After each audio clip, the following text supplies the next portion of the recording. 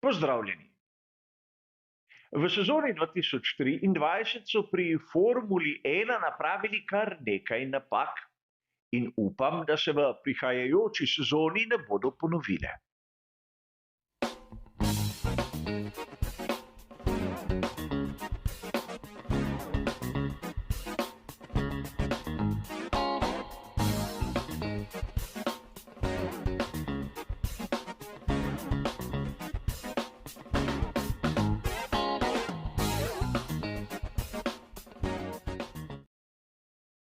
V sezoni 2023 smo lahko bili priča marsikateri domislici pri organizaciji svetovnega prvenstva Formule 1. In te ideje so se na žalost mnogokrat pokazale kot neustrezne in nepremišljene. Zato v bližnji prihodnosti bomo lahko videli v bistvu spremembe ali pa to, da določena domislica je tako hitro odšla iz sveta Formule 1, kot je pravzaprav prišla. In danes si bomo ogledali nekaj primerov, idej, ki dobesedno niso bile dovolj premišljene ali pa si jih je izmislil nekdo, ki s Formulo 1 nima nobene zveze, njegova glavna naloga je pa, da se je nekaj dogajalo tudi takrat, ko po njegovem mnenju ni bilo možno prodati kart. In logično je, da se bomo najprej ustavili pri sprintu, formatu dirkaškega vikenda, ki ga jaz osebno nimam rad, ampak morda je vam všeč. A v sezoni 2023 smo videli, da pravzaprav, ukolikor vpeljemo preveč dogajanja, je to tudi lahko škodljivo. Verjamem. Marsikomu izmed vas, na primer, prosti treningi niso všeč in ne vidite smisla v tem.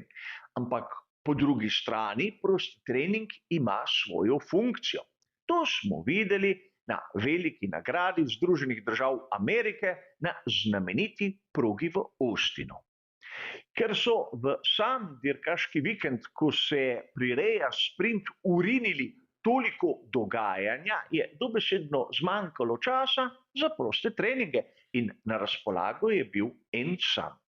A na prostih treningih, na primer, ekipe preizkusijo novitete in tudi seveda nastavitve, predvsem drugi klasični prosti trening je temu namenjen.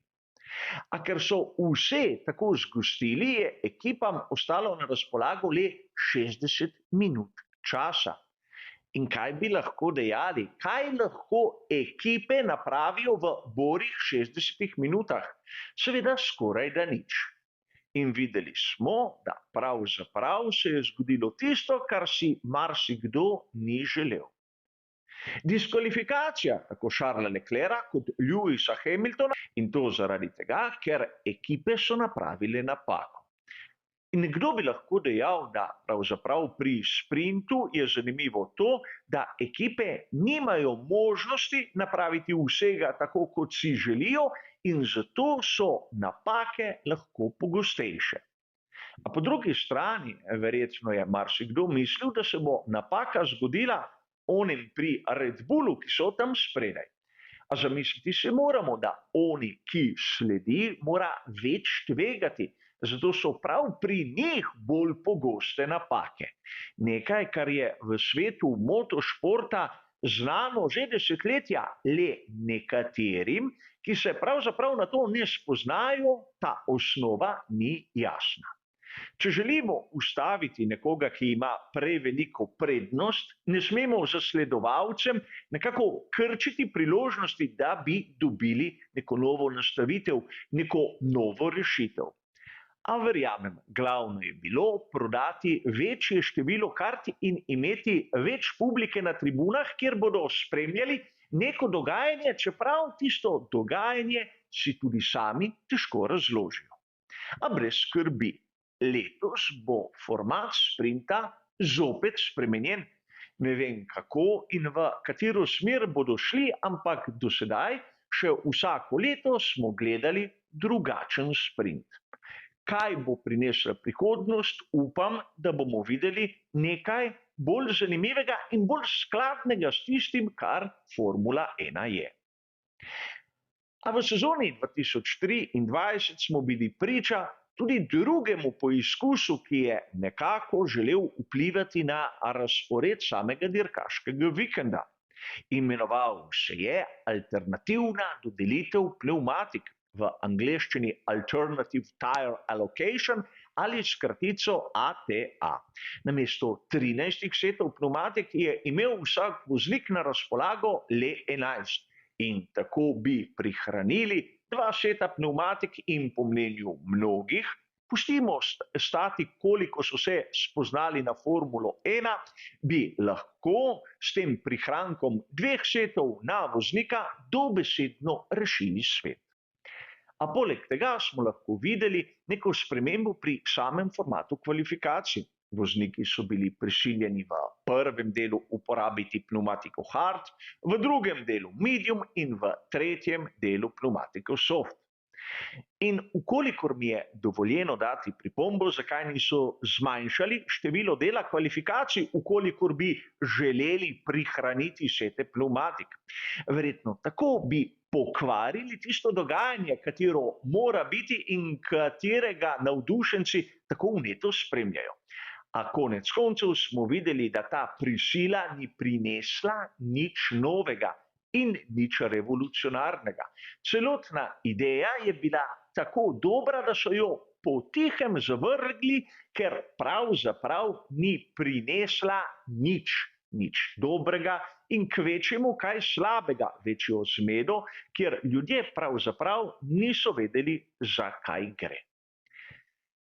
In naslednja točka, ki je bila zanimiva, vsaj meni osebno, je obstoj pneumatike C0. Spomnimo se, zaradi povečanja zanimivosti so pri Pirelliju v sezoni 2023 vpeljali novo tipologijo mešanice C1, ki je bila nekje med tistim, kar poznamo kot mešanico C2, in tistim, kar je bila starejša C1, ki je postala pneumatika C0. A v celotni sezoni 2023 je bila mešanica C0 nekaj takega kot Božiček ali Dedek Mraz. Namreč vsi smo vedeli, da obstaja, ampak dobesedno nihče je ni videl. Tako je bila nujna, da smo jo lahko videli na vsaki grafiki, ki jo je dobavitelj pneumatik pripravil za sezono 2023, le nikoli ni prišla v izbor. In seveda v prihajajoči sezoni 2024 je lepo izginila in zopet, namesto 6 bomo imeli na razpolago le 5 različnih mešanic. Kar je zanimivo, jasno je bilo, da pneumatike C0 ne bomo videli že po veliki nagradi Velike Britanije. Kajti, če tako trda mešanica ne pride v upoštev v Silverstonu, bodimo iskreni, kje drugje pa bo. A o njej se je govorilo praktično do konca, kar je bilo meni osebno izjemno zanimivo, kot da pri Pirelliju ne bi vedeli, o čem govorijo.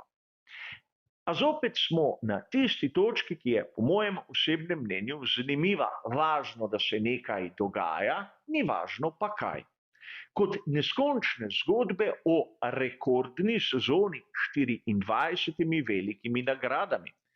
Seveda, med dirkami, ki štejejo za svetovno prvenstvo Formule 1, bo, če bo vse po sreči, v sezoni 2024 največje število dirk.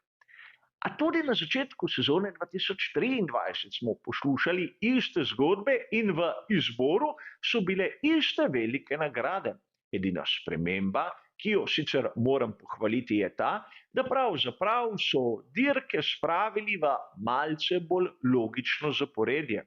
Tako da ne bodo ekipe Formule 1 bezljale iz enega kraja v drugega in nazaj, ampak da bodo zadeve šle malce bolj po vrsti.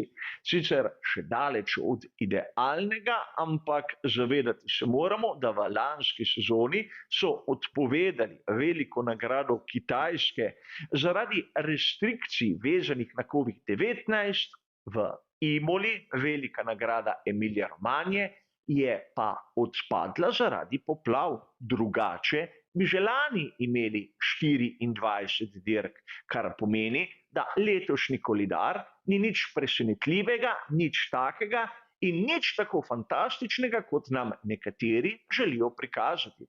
Verjetno je to zanimivo le tistim, ki so svetovno prvenstvo Formule 1 začeli spremljati pred nekaj tedni. Vsi ostali smo bili na nekaj takega že pripravljeni.